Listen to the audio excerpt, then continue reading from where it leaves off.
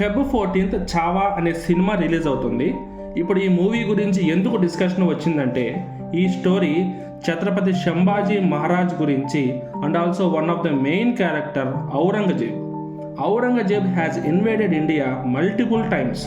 ఇతని main focus temples and మాన్యుమెంట్స్ని destroy చేయడం.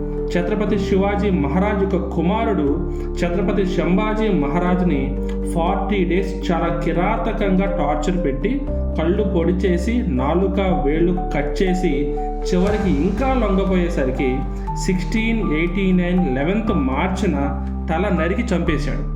ఇప్పటికీ కూడా మహారాష్ట్ర ప్రజలు ఈ విషయం గుర్తుకు వస్తే ఎంతో బాధపడతారు. ఇప్పుడు నాకు వచ్చిన డౌట్ ఏంటంటే, ఔరంగజేబు యొక్క సమాధి ఆలంగీర్లో ఉంది అని మెన్షన్ చేసినంత స్ట్రాంగ్గా ఇలాంటి స్టోరీస్ ఎందుకు మన హిస్టరీ బుక్స్లో మెన్షన్ చేయలేదు? అండ్ నా క్వశ్చన్ ఏంటంటే, ఛత్రపతి సంభాజీ మహారాజ్ యొక్క బిరుదేంటి? కామెంట్ చేయండి.